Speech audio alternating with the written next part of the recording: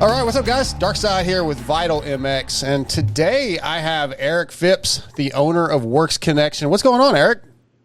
Oh, not much. Just plugging away. Another day in paradise here at the shop. What's a day like today? What are you doing? Oh, just it's Thursday today, so doing a little bit of everything. We actually have a bike in here. We're working on some new products. We just also got a 23 KX250 in the shop, so it's just that time of year. The new bikes are starting to roll in here. We're seeing what's new, what stays the same, as well as working on completely new stuff on other things. So it's pretty busy around here today. When the new bikes start getting released, is that like the most stressful time? Yeah, well, this time of year for sure. It's just hectic. I don't know if I wouldn't say stressful necessarily, just because we're used to it. We've been doing it a long time, but we just start with getting microfishes. We'll work with our local dealers, get bikes in. It's definitely a busy time of year, but it's stress-wise, we're just so used to it. Yeah. And we're still playing with dirt bikes, It's true. Still fun for us for the most part, and it's the day-to-day paperwork stuff that we could do without. Nobody likes to do that stuff, but it's just it's a necessary evil in any type of business. So. Talk about just how it started. I know you were a motorcycle guy. Your dad was into hot rods, but kind of tell that story again. Yeah, so back in we've been in business now going on 33 years, which is a long time, but it doesn't seem that long. The years flew by. But going back, I've always loved dirt bikes, right? From the time I can remember being a kid, 8, 10 years old, wanting to get a mini bike, and finally I mowed lawns, I did side jobs, I did whatever it took, right? I bought my own little mini bike, and just me and some buddies in the neighborhood, the typical story. Everybody has a start, right? But I just love dirt bikes. I mean, anything about it. And I remember going camping, and we'd take the bikes camping, but I couldn't wait to get home because I thought maybe there's a new motocross action in the mail, or I was into it, and I never really raced that much when I was younger. But moving forward, so I've always been an enthusiast, and I just love everything about dirt bikes.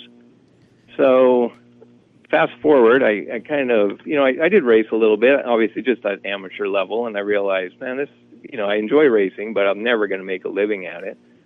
And I didn't really think, I wasn't striving to I need to get into the motorcycle business by any means. I just, I still enjoyed it. So I did some other jobs, and my dad had an opportunity back in 1988 I'm in NorCal, he's in Southern California, so he had a job opportunity. He was building some street rod parts, hot rod parts, out of his house. And he says, hey, I'm getting busier, I could use some help. And so, at that point, it's 1988, I'm like 20 years old, and I thought, why not? I've lived in this small area, Placerville area, my whole life, so I decided to take the plunge and move down there. I thought, oh, this will be cool. I take my bikes, I can go ride Saddleback, I can go ride Deanza, I can go ride Glen Helen, I can ride all these cool tracks and work for him. And so I did that. I went down there in 88, and I worked with him. But during this process, I could kind of see, he would design a product, and then I was kind of in charge of going to the machine shop and dealing with that side of things, or going to the chrome shop or the platers or stamping company, you name it. I ran errands. I just did, learn the day-to-day stuff of how you put a product together, right down to learning the, photography side of it, the marketing side of it, so on and so forth. So I did that for about a year. He worked out of his house, and I slept on his couch for a year, and just his cheap couch, and it's just kind of not funny, but it's where a lady sat all day and packaged parts. So the whole middle of it was all saggy, but that was my bed. And I'm 20. That is funny. I don't really care at that point, but thinking back, I'm like, it's probably why my back isn't so great now. But so I did that for about a year, but then I just, I missed NorCal, and I missed this area, and I just kind of started putting two and two together, and we were kicking around things and, about products for bikes. And, about that same time, I was actually looking for a skid plate for my 88 KX250. I wanted the one that like Jeff Ward had on his, Supercross bike, and all I could really find was bigger versions, like kind of off-road. I won't call them snow shovels, but kind of Bulkier, just big and bulky, and I'm just like, no, I want one like Jeff Ward has. And so I made one day. I hacked it up out of some materials we had laying around, and I put it on. Of course, it was cobby and rough, and it was not ideal, but I'm like, man, I think I could improve this, and if I could get some brackets made. And so just kind of got the wheels rolling there, and, I thought, well, maybe I'll try it. My dad actually encouraged me to, like, even though he was bummed that I was, going to be moving, he says, you should try this. You might be onto something, and might be enough to, be able to make a few extra bucks on the side or whatever you want to, turn it into. So I made a couple of prototypes. I, just kind of started down that road. And as I recall, so you knew Steve Lamson and some other guys at the time, and kind of got them to start using the product. Is that how it really the ball started rolling? Yeah, actually, I met Lamson through a friend of mine, Eddie Reed. Actually introduced me so I had moved back from Southern California. I'd started making some prototype parts, and I was talking to Eddie. And actually, Eddie's dad had some metal, equipment. So I'd go to his place. He was about 45 minutes away from me, and I'd use his shop area to build some of the prototypes and work on things. And I was talking to Eddie one day, and he goes, well, I know, Steve Lamson pretty good. I can introduce you. So he introduced me to Steve, and we lived pretty close to each other. And so we kind of struck up a friendship, and he was actually the first guy that started using art skid plates on his bikes. Was it just visually he saw it and thought, that looks cool? And work him a little bit. I talked with him, and I talked with him and his dad, and and at the time in Supercross, you needed one. They were the 125s and whatnot. They'd case triples and they'd pack them, and they just stick on the landings. And so they knew. They saw the factory bikes and they were aware, like, man, we need something, on the bike. So we did a little testing. We actually ran them outdoors, of course, just to make sure they would hold up. And we had a couple failures, so then we beefed up certain areas of everything, which is good, and because it just improves the product. And so we literally made some, and we just started. I think our RM125 was one of the first ones at that time.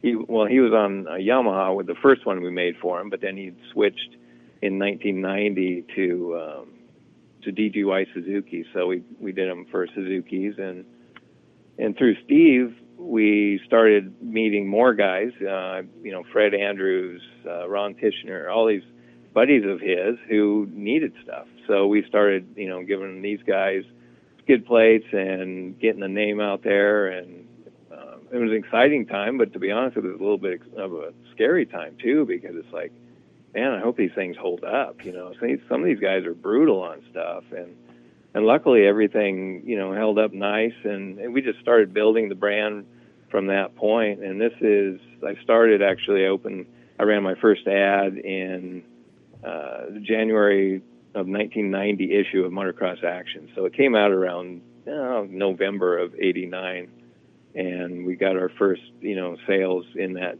like, December of 1989. So we were off and running. That is so cool. And was it 90 when you guys got on with Team Peak, Split Fire Pro Circuit?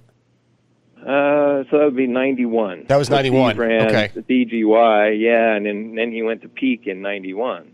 And so that opened that door, to get him on the team. And so we were on the team bikes in 91, which was amazing, right? And first championship with McGrath. And but actually backing up, we won the West Coast title in the 125 with Ty Davis.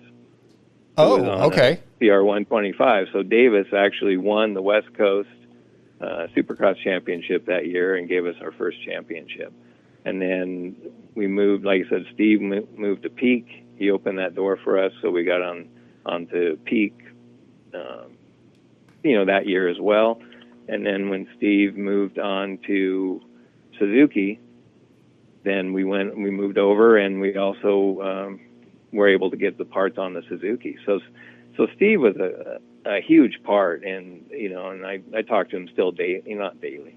I talk to him every once in a while, but I mean, he's still I still am very appreciative of what he did. And he opened a lot of doors for me back in the day, for sure.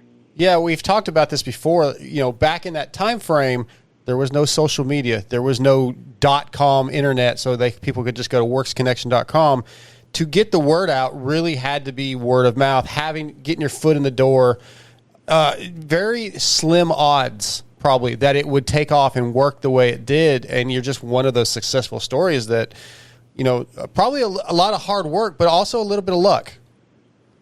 Yeah, absolutely. And looking back, it's like I'd be scared to start something today, to be honest. Okay. But back then, I'm young enough. Maybe I'm young enough, dumb enough. I don't really, not that I don't care. I wanted to succeed, but I just wanted my goal. And this sounds kind of funny, but it's like if I could sell 2 or 3 skid plates a day, I could quit my day job and just do that. It would be enough. That was my goal. And going back a little bit further, when I first, had the idea to make some of these things, I'm like, man, I'd saved up quite a bit of, money to start it. But I thought, you know what, if this doesn't work, I'll give them to my buddies and I'll have Christmas presents for, all my buddies or whatever. Yeah. I wasn't making thousands of them, obviously. We were just making a few, here and there. And so that was kind of the mentality of it, And I was, like I said, I was young enough and naive enough that I wasn't really focused on the, big picture. I didn't have a big business plan. As weird as that is to say, but it just started to roll and started to, gain some momentum. And, the first 6 months I did, it seemed pretty good. And every month was getting a little more solid. I thought, man, this thing's, it's not setting the world on fire, but it's something that I can do. And I quit my daytime job and I was doing it full time. I'm like, this is pretty cool. And I was, putting ads together and doing different things. Well, summer comes along, like June, July, and it just slows way down. And I'm like, that's just kind of weird. And it slowed down enough where I had to I went and worked at the machine shop during the day who was making my parts. So I had an answering machine in I had a makeshift office at my mom's house. I had an answering machine there. I'd check the messages in the morning. I'd go to the machine shop. I was building my own, skid plate brackets, cutting out the skid plates, doing all of it. And then I'd go home for lunch. Luckily, it was only like 15 minutes away, check messages if they're, answer calls or take an order or two. And then I'd go back to the shop. And I did that throughout the rest of summer. And then come around, the new bike time of the year, it started picking back up again. Well, it was my first year, so I had no idea. But summertime as a whole is always a little bit slower for us. It was just happened to be my first season, so I didn't really know. But learning, yeah. But back into fall, bikes started coming out, sales started, kind of picking up again. Again, I'm 9 months into this maybe at this point, and it's slow. I mean, we're not setting the world on fire, but it's enough. It's paying my bills. I'm generating a little bit of income, and everything I'm making is going right back into the business. But it just, then it started, a year or two down the road, it started, then gaining some more momentum. Were other teams seeing the products and saying, oh, wow, these look really cool, these seem to be working, and did the other teams start reaching out to you? And also the fans, the everyday rider who maybe goes to Supercross and sees the Works Connection bike or the Pro Circuit bikes and say, oh, that's a cool product, and they maybe find out through the ads in MXA. Did you start hearing back from teams and enthusiasts about, hey, I want to get your product. This thing seems really cool? Yeah, it's, when we worked with these teams, it seemed like it would snowball. Like, okay. They'd be like, okay, they're on the Pro Circuit bikes, so they must be pretty good. What I didn't, thinking back, I had no idea or no big business plan to I've got to get my products on factory bikes. I just wanted to advertise some stuff and sell to the average Joe. I had no, real game plan of I need to get my products on factory bikes so I can advertise it. It just kind of evolved and kind of happened. I won't say by accident, but it wasn't a business plan right. by any means, and it worked out. But yeah, the more teams that you get, they have confidence in the product. Then I had that in my back pocket. I said, hey, Pro Circuit's using them, Suzuki's using the products, and I mean, it was very surreal times. I remember going back to Daytona in probably '92, and Lammy was actually hurt. He had broke a femur, but he had already planned Daytona to go back there, so I went with him, and all of a sudden I'm still a pretty young kid. I'm like 22 at this time, and I'm going out to dinner where I'm sitting at the table. We go out to dinner with DeCoster and Denny Stevenson and Don. I mean, and Brian Swink was there. I mean, it was just a very surreal thing for me. I'm just still a fan looking at these guys going, holy crap, I can't believe I'm sitting here, so I can relate. It was really cool. I mean, it was times that were cool. Things were changing rapidly, and we were just we started adding some new products around that time, and we just started slowly gaining building more products and doing different things. What was the progression of products? Yeah, so when we first started, we did skid plates was the main thing, but we also did front and rear caliper guards. Those were the three products that we made from the get-go. And then come around '93, we're about 3 years in business then, and then the frame guards got really popular. Oh yeah. So Team Honda had frame guards on their bike, and we made some kind of replica-looking ones that fit the Hondas. And so the frame guards came out around '92 to '93. And so those were super popular. I mean, that probably put us on the map more than even the skid plates did. And then, like you said, in '96, we came out with radiator braces. We started down that road. And those were very popular. We had a lot of guys, just bending radiators without even falling, just from squeezing the bike so hard. So those were, that was a good product for us. And then we moved into building clutch perches probably around '97 to '98. Okay. We got into that. So it's just like every couple of years we were at that point kind of coming up with a new product. With more products, more success comes growth, right? Probably had to find a bigger building. At some point you have to get all the equipment, whether it be CNC machines, water jets at some point. You have to start evolving, which means spending more money to grow. Talk about the progression of that side of it. Yeah, I mean, when I started, like I said, I just had a spare room, or makeshift garage that I converted into an office in my mom's house. She had a garage in the backyard where I stored all my skid plates that was a couple 100 feet away. So I'd back and forth to there, and then running if the phone was ringing. And so I stored everything there. I built everything. I'd bring it up into the house to package it, meet the UPS guy, and ship it off. I was there for a couple of years, and then I moved down to Granite Bay or Roseville area and moved in with a buddy. And we rented a place, and but again, we're growing. I need more, a little bit more space, but I still wanted to keep it small and home based. So we had a 3-bedroom, part of a triplex, and one of my bedrooms was my office, and half of the garage was where I stored stuff. And my roommate had the other half for his dirt bikes and whatnot. So we did that, and for probably was there about 2 years, and then I bought my first house in '93 in Antelope, California, but did the same thing.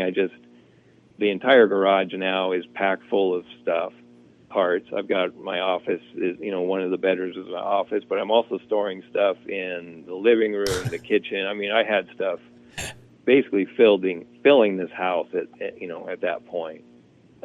After I'd moved in, and so another couple of years after that, I actually was introduced to who's now my wife, and back in our Placerville area, and I ended up leasing or renting my first ever commercial location, which would have been probably around '96, which was a huge move for us, and we moved in. I remember it was like a 3,000 square foot building, but we rented out 1,000 square feet of it to another guy who was going to be doing our welding, which turned out not to work out, but that's the only way I could afford the rent at that point. It's like, I need 2,000 square feet. We'll give this guy or 1,000 square feet, and he can weld our stands. And that's when we added stands too. And obviously stands are bulky, so we needed more space. And so we occupied that building from probably 96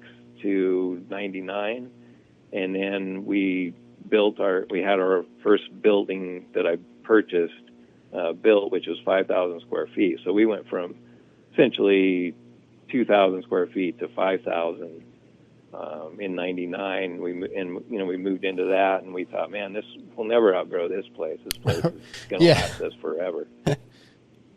And we build it up. So it's a cool thing. I mean, and things were evolving quickly and gaining a lot of momentum in those years, for sure.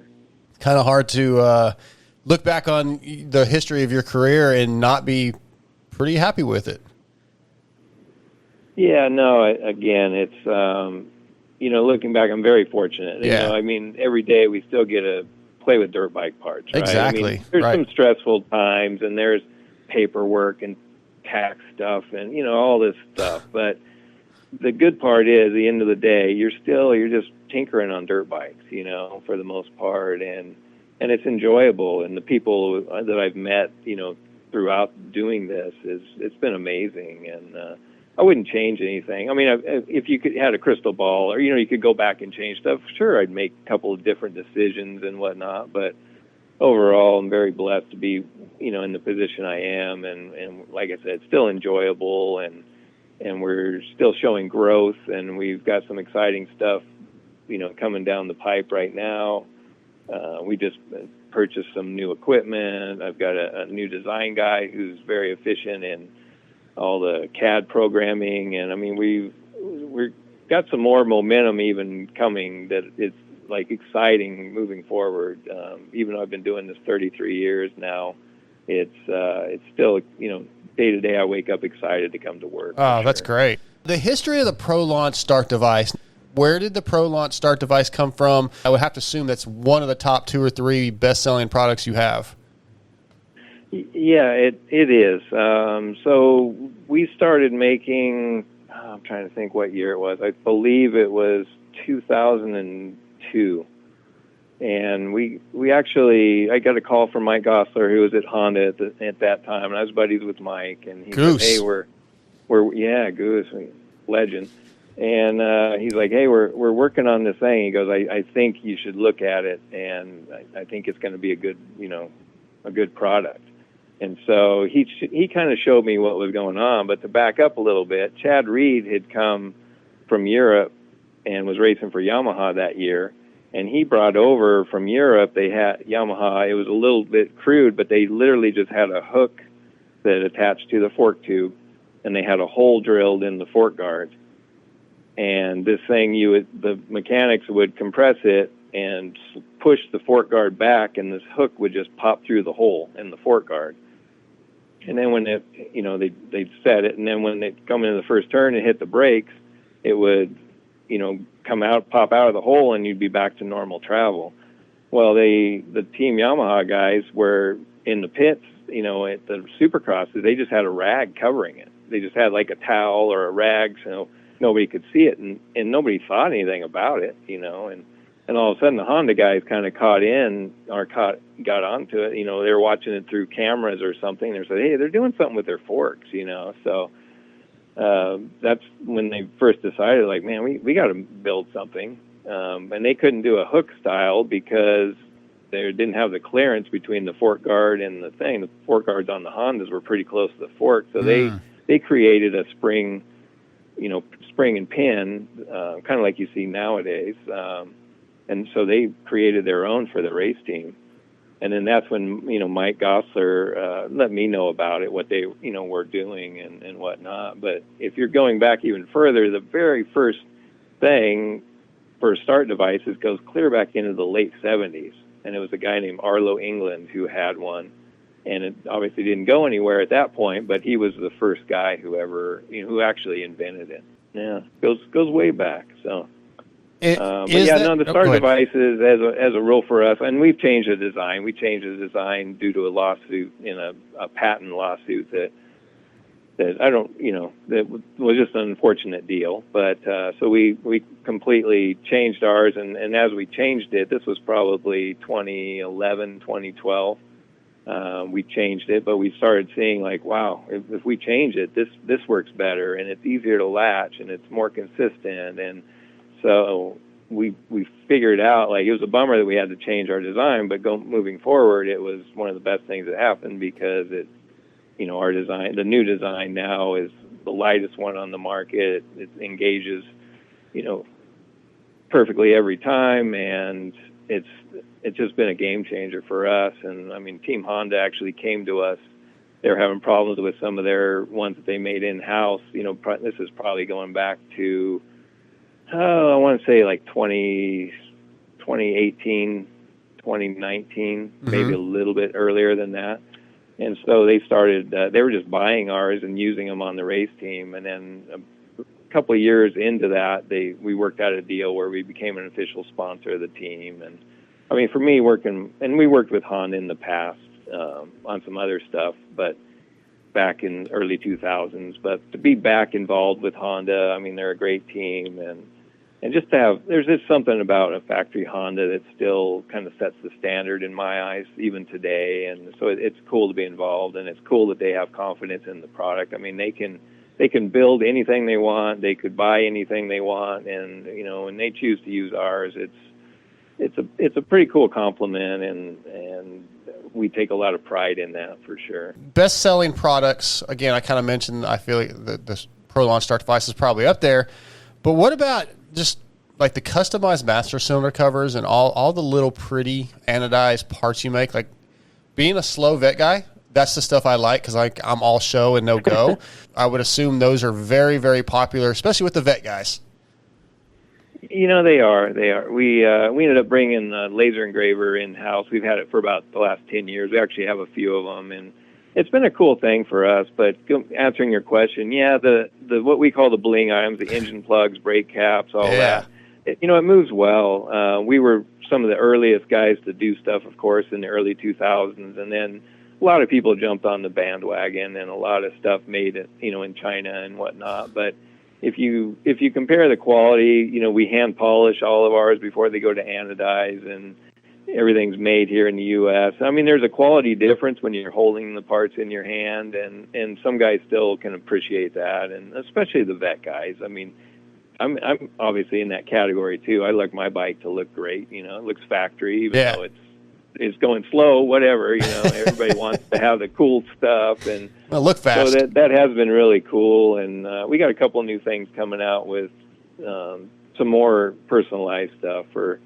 brake caps and whatnot coming up. Cool. Here real soon, but no, it's been good, and for us to be able to customize it is, and because it's what we build for factory Honda, and we build them for some of the other teams, and we want to, I mean, that was our goal all along, is to provide the average Joe with the same products that the factory guys use, and we're still, bringing that in today. Thank you so much for some time, and like I said, it means a lot.